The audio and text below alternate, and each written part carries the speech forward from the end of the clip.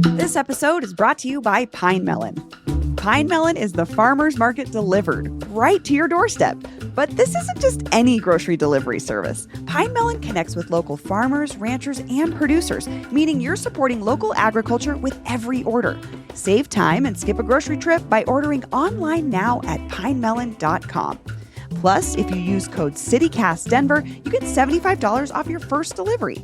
Again, use code CityCastDenver to save $75 on your first grocery order at pinemelon.com.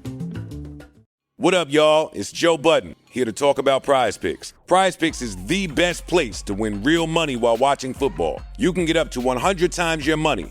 Prize Picks will give you $50 instantly when you play your first $5 lineup. You don't even need to win to receive the $50 bonus. It's guaranteed. Just download the Prize Picks app and use code SPOTIFY. That's code SPOTIFY on Prize Picks to get $50 instantly when you play a $5 lineup. Prize Picks. Run your game. Must be present in certain states. Visit prizepicks.com for restrictions and details. Today on CityCast Denver, the Denver Basic Income Project and the Denver Voice. Both are seen as innovators in helping our unhoused neighbors. Both attracted a lot of media attention, and both are apparently at risk of going away forever. Producer Olivia Jewell-Love joins me to get into the details. Then we'll break down the proposed fur ban on Denver ballots this November. And finally, we've got a listener question about an eyesore in Capitol Hill. Today is Tuesday, September 24th. I'm Paul Caroli, and here's what Denver's talking about.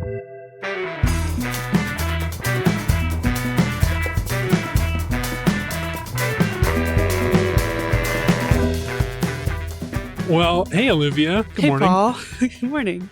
We got a couple of interesting topics to talk about here today. Definitely. Some interesting news. I think we should start with these two developments recently related to homelessness and the work to help people who are unhoused. There's a couple of two very popular support programs, the Denver Basic Income Project and the Denver Voice, could be ending. Yeah. Which one do you want to start with?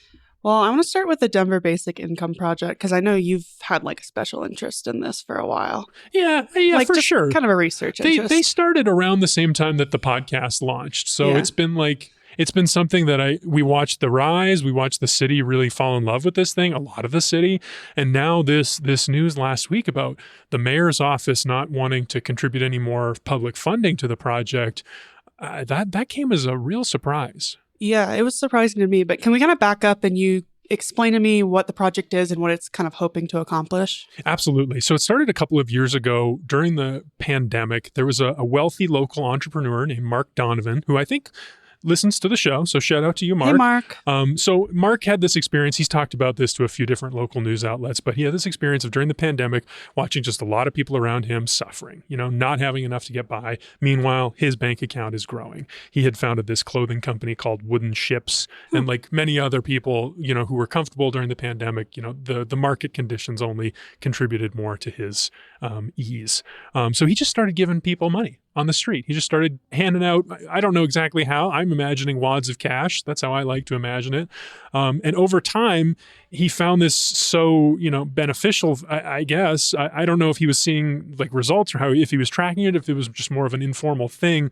He started getting more ambitious with this project. He started linking up with other people who were interested in it, other people who were enthusiastic about ideas like universal basic income. This was when Andrew Yang was having his big moment in the sun with the UBI talk on the political stage. And then Mark Donovan eventually partnered with the University of Denver to bring some academic heft to this thing. They called it the Denver Basic Income Project. They secured some city funding. They got $4 million over the course of a couple of years from the Johnson administration. And they were really taking this seriously. It was like a big scientific experiment where they were giving out money to people who needed it on the theory that the people who needed it knew best how to help themselves. Interesting. But like from what I've been reading in this news, it looks like Mayor Johnston isn't planning to put any more money towards this project in 2025.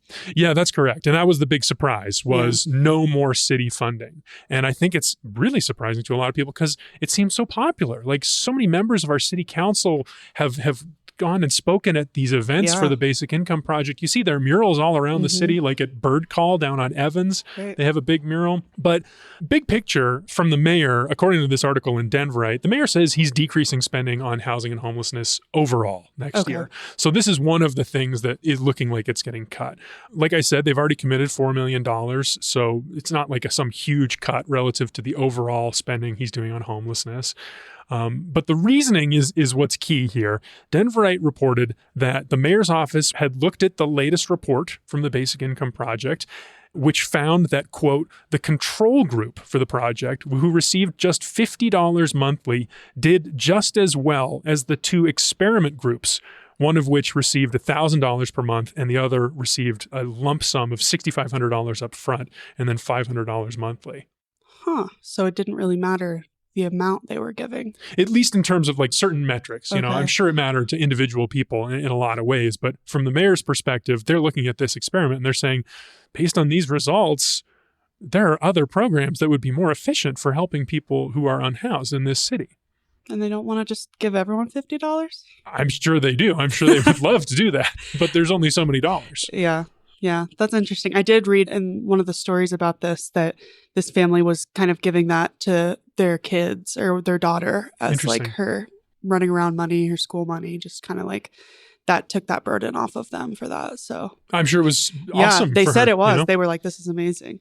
But so when I was reading about this, Mr. Donovan, he said he's going to continue the program. So is this just going to continue to be what it was in the beginning of kind of like on a granular level, just like a rich guy kind of like throwing money at people? Well, we'll see. I mean, like I said, he's got a lot of partners now, and he's also pretty well connected, it seems like. Like I read the Denverite also said at one point, this wasn't in their latest reporting, that he raised $3 million from the Colorado Trust for the project. Oh, wow. Newsline reported at one point that they've distributed $10.5 million since the project's inception. So compared to the $4 million from the city, like that was a big chunk, but not the majority of the money that was going towards this project. They wanted a lot more. They wanted to expand. They wanted the city to help them grow, but that's not in the cards. So yeah, he could go out and pursue other funders. We'll see. We'll see which way the winds are blowing, what the funders want to do. I mean, Mayor Johnston saying this isn't the results I want to see, that's a pretty big signal to some of the other people in this city who fund these kinds of projects to say, maybe this isn't the right approach. Yeah, that's interesting. It'll be interesting to see where they start shifting their focus. Yeah. And it kind of leads right into our next topic really well. Right. And this is something that we saw Friday afternoon, you know, the best time for news to break. If you don't want anyone to pay attention to it. But here we are. We caught it. We're here. We caught it. Don't worry, guys. But the Denver Voice, Denver's street newspaper, said that they're going on like a temporary hiatus. So I thought you could kind of explain the business model of the paper and kind of how it functions, because this is something I'm familiar with. I buy this paper every time I see a vendor, but I think some people probably don't know exactly how it works. Yeah, you see the vendors on the street corner downtown, or maybe at Pearl Street Farmers Market. You see these people, they're wearing a vest. They got a stack of papers that has the Denver Voice on it. You charge $2 for it. But the way it works is, and it's pretty interesting. I mean, it's not the newest idea. It's not as like flashy as Basic Income, right. But it's the vendors can buy these papers for 50 cents and sell them for $2. They get to keep the difference. That's the whole idea. So it's like a jobs program, hopefully helping someone like be their own business owner, feel a little bit entrepreneurial, get back up on their feet, and hopefully move on to something else. The history of this thing is kind of interesting as well, because I don't think people know that this like hiatus has happened before. Oh, okay. Yeah, The Voice initially was founded in 1996, and at that point, purely as a street paper by unhoused people for unhoused people.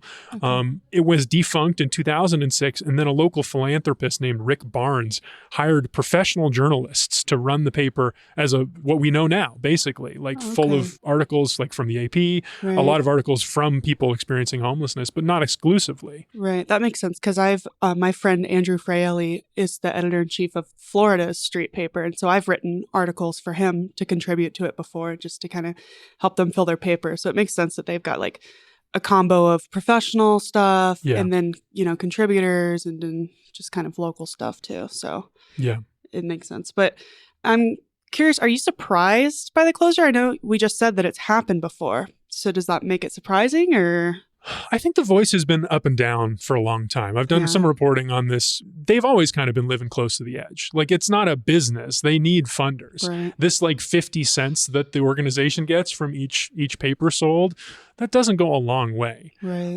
And I checked in with a friend and one of the former editors of The Voice. I won't name her, but she just had some really interesting insight into how The Voice works. I thought I might just read a quote here. Yeah, that'd be great. I think this is going to illuminate the situation for people. She says, local media has always loved The Voice, but most people didn't read it. If I had $1 for every time when I was editor that someone told me they regularly bought the paper, but they never opened it up, I could have probably funded The Voice's operating costs. That said, I do think The Voice's status as a media darling impacted the way other Denver area news outlets covered homelessness over the years, so that's something. And the number of people who were able to make it onto their next chapters or the next legs of their journeys because of The Voice is something too, even though it was never a number that impressed big donors. Wow. So again, this is not like they're not making money. They're relying on these big donors. And these are the people that are thinking about strategies, thinking about what's the most efficient way to spend their money to help people who are unhoused. So they're looking at stuff like the Denver Basic Income Project. They're looking at stuff like Mayor Johnston's All In Mile High initiative. And they're saying, what's the best strategy? And they're trying to figure it out.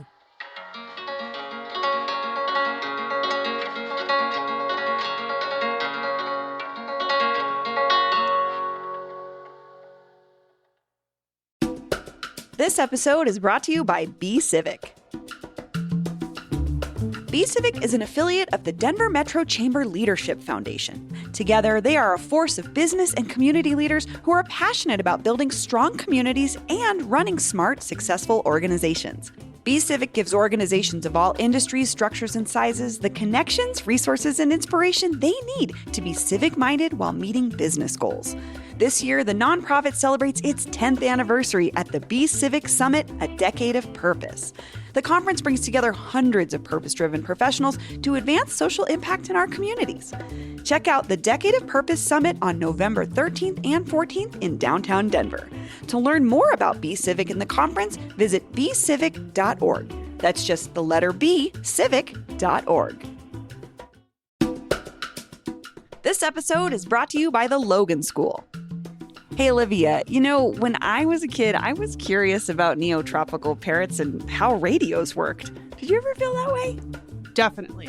I was curious about so many different things, like how language was created, why hermit crabs molt, even collecting retail tags to learn about patterns and design.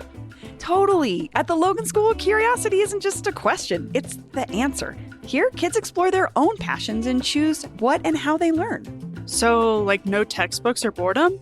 Exactly. At Logan, learning is an adventure and kids come home buzzing with stories.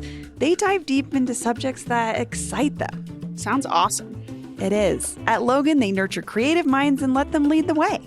If you're looking for a school that inspires, they have tours Wednesdays at 9:30 a.m., October through December. You can visit theloganschool.org to RSVP and learn more. That's theloganschool.org. All right, we're back. We got another story here, and I think this one is we're gonna start with a voicemail. Hi, CityCast. This is Taylor Lucas. I live in Park Hill. I was wondering a little bit about the fur ban. So I had been hearing from conflicting messaging in different pamphlets that it does ban livestock rawhide. Is this true? What does the ban really ban? Thank you. Have a wonderful day. Great question. Thanks for calling in, Taylor. So this is a response to our conversation on Friday where we were talking about the proposal to ban slaughterhouses in Denver. And we didn't end up talking much about the fur ban. So I'm glad you called in, Taylor. Olivia, you did some digging into this. What does the ban actually entail? Yes. So I looked into it. The ban is officially called Citizen Initiated Ordinance 308. So if you see that jargon, that's what this is. Okay.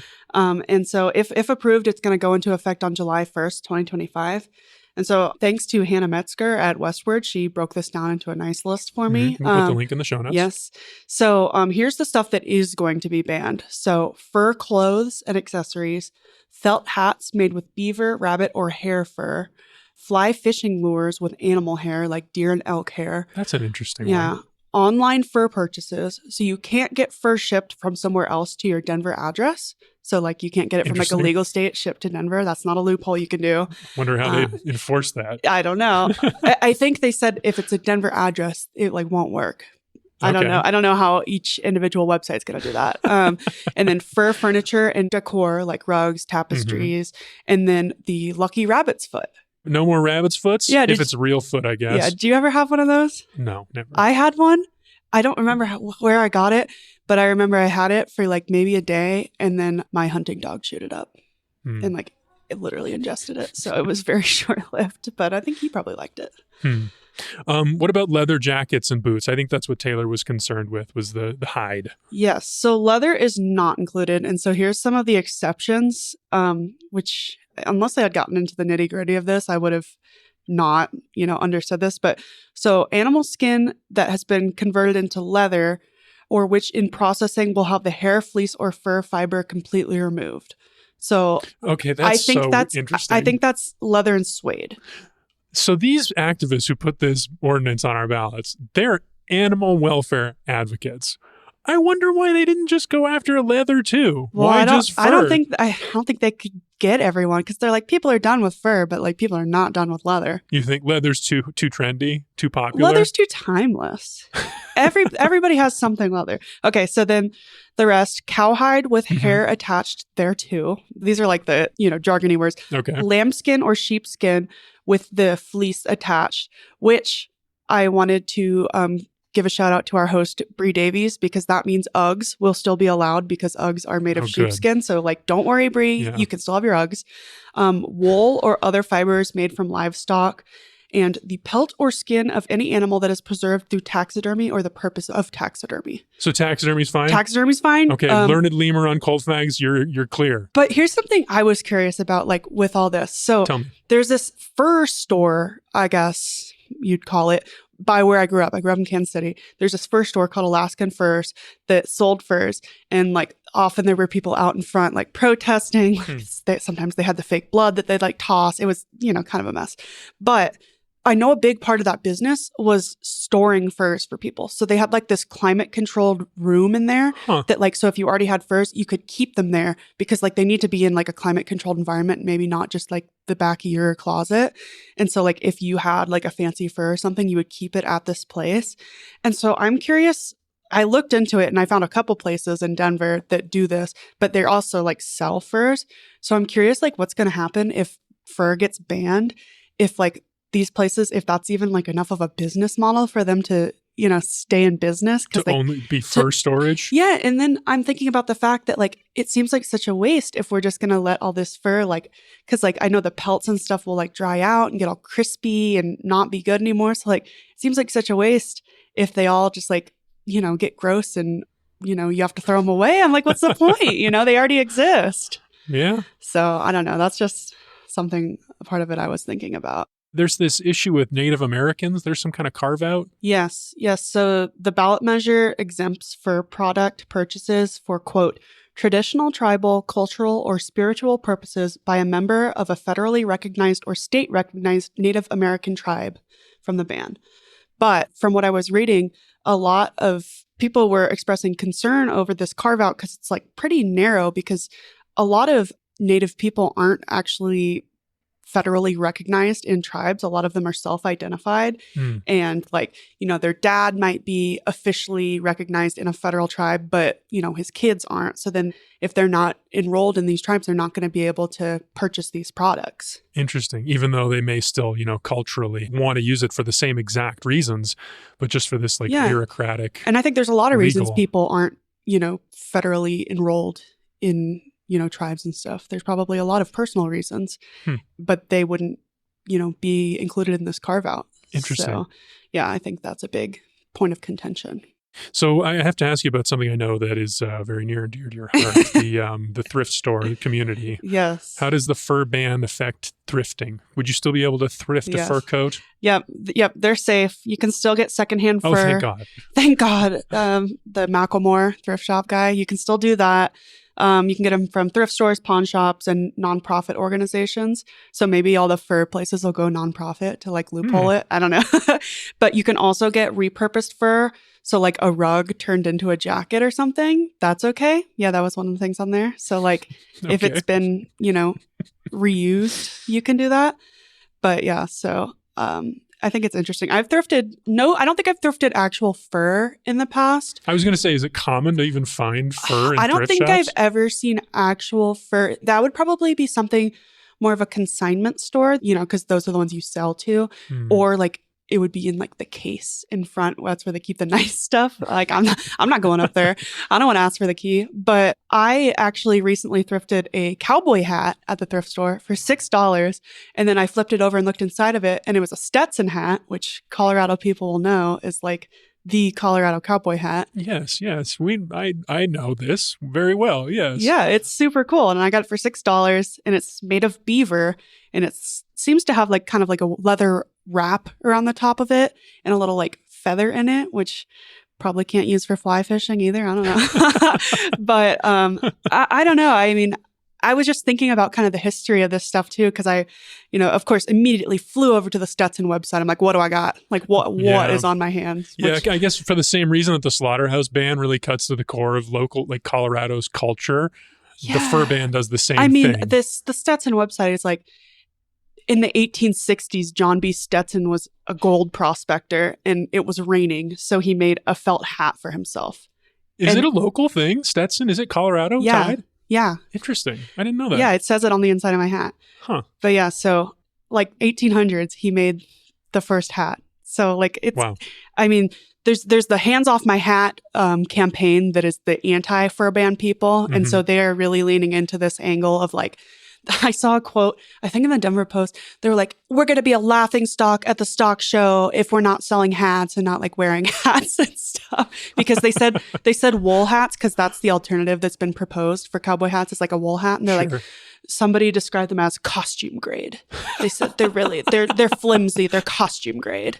So they said beaver's where it's at, which I mean, mine's beaver, but I got that secondhand. So I'm in a loophole. I love politics. The way it gets people to draw these weird lines and like the way Denver relates to the stock show and at all. I know. I love the stock show angle. They're like, we're going to be a laughing stock. And I was like, wow, didn't even think of that. I guess. All right. Okay. Well, that's interesting. I mean, obviously, we're going to keep talking about the fur ban, but I'd love to hear from you all. I mean, we got a bunch of interesting voicemails about the slaughterhouse ban, but please call in. Let us know what you think about the fur ban or the Basic Income Project or the Denver Voice. Did you love those organizations? Would you like to see them continue? The hotline is open at 720-500-5418. Again, call in, leave us a message, text, voicemail with your name and neighborhood. The number is 720-500-5418.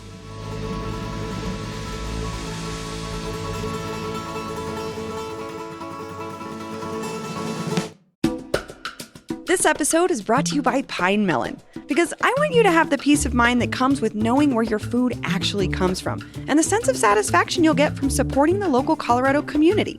It's a grocery delivery service that works with local farmers, ranchers, and artisans, and it's super easy to use and super fast, like same-day delivery fast. When our newsletter editor Peyton Garcia needed Bruna's Brazilian cheese bread in a pinch, she made an order with Pine Melon and it was delivered right to her door. Her neighborhood game night snack tray was complete. If you need a specialty food item on the fly or just want to make sure you're able to get Colorado's local produce delivered right to your door for dinner, Pine Melon has got you covered. Plus, if you go to pinemelon.com today and use promo code CityCastDenver, you get $75 off your first delivery. Again, go to pinemelon.com and use promo code CityCastDenver and get $75 off your first order today. Now, two pigeons bemoaning the fact you can stream DirecTV satellite-free. These humans can stream all the top-rated national news channels on DirecTV, and now with no satellite dish. This just in. Weather, sports, election coverage. DirecTV has it all, but something is missing. The satellite dish. What are you doing? I'm reporting the news. Back to you, Bob. Here's some news. You're a buffoon. Stream the top-rated national news channels. No satellite dish. Visit DirecTV.com. Internet required. Top-rated news based on 2023 Nielsen ratings. I think we have time for maybe one voicemail. It's always nice to do this on Tuesdays because you all, our listeners, so brilliant, so much funnier than us. We love to know what you care about. So yeah, do we have a question or a comment, Olivia? Yeah. Hello, my name is Sandra, longtime listener, first time caller. You guys address so many topics that hit close to home. My kids' schools don't have air conditioning. My nostalgic love for King Soopers. The BRT a block from my house. But that's not why I'm calling today. Nearly every morning I drive down 8th Avenue to go to work and I pass the governor's mansion. And way back in the spring there was a storm that knocked down a tree. It hit the front of the house and it broke out a window, scraped out the facade, and they cleaned it up and boarded up the window. But the board is still there. And I don't know why, and I don't understand. It's ugly. Does the state not have the money to fix the governor's mansion? The governor himself not have enough money to fix the window? Oh, I'm sure he I have does. no idea why this bothers me so much, but every day I drive by and I look at the window to see if it's been fixed, and it never is. I don't know if this is something you guys feel like looking into or not, but thanks for all the work you do. Bye.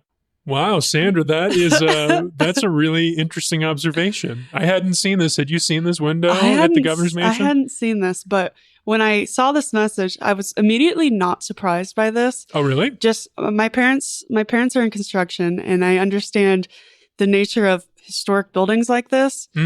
Windows are not a standard size. Like perhaps if a window was broken out, like here at Westward or somewhere like that, it's probably a pretty standard size. Like there's a good chance it's a standard size window, or like, you know, pretty commercial grade glass that you can get pretty quickly. I'm always in awe when you have this specific construction knowledge. Well, my dad's going to be listening and he's going to be like, wrong. But okay. But so I'm thinking about this historical house. I mean, they're not making those windows anymore. They're making that's probably like a single pane. Like it's a historical window that's not like mass manufactured. It was probably made specifically for this house. So my first thought when she said that is like, oh, they're having to get it custom made. Like they're probably trying to remain or keep the historical integrity of, you know, whatever. There's stuff you have to do with these historical buildings. Yeah, it has to fit certain specifications. You want it to look right. You want it to look appropriate for the rest of the building. Yeah, but I wasn't going to just trust my speculator. So I went to the spokespeople at the governor's office, which the first person I talked to, Carrie, said she was a big listener of the show. So, hey, shout thanks. out to Carrie. Thank you. But then I got a statement actually. So here's the actual tried and true statement from them. Straight from Governor Polis. Straight from his people. Polis's people's mouth. He said, due to the historic nature of the building, the Department of Personnel and Administration had to follow a specific process for repair and replacement. After the tree and debris were removed, an insurance assessment was necessary to determine the extent of the damage. Following this, in compliance with fiscal rules, the project was up for bid. The contract has been awarded and work should begin shortly. So, sounds like you were exactly right. And work should begin shortly. So hopefully you will see a brand new window in there. Hopefully it won't look too brand new. You know, you got to fit it'll in with look appropriately old. It'll look appropriate, but hopefully it should be in there soon after they awarded the contract. So that's what we found out. That's great. I love that, Olivia. Thanks for tracking that down. Of course. Thanks for asking, Sandra. All right. I think we should leave it there. Such a fun show. Olivia, see you next time. See you next time. That's all for today here on CityCast Denver. If you enjoyed the show, why not take a minute to tell the Stetson Estate about us? Rate the show wherever you get your podcasts, and subscribe to our morning newsletter, Hey Denver, and learn more about us at denver.citycast.fm. We'll be back tomorrow morning with more news from around the city. See you then.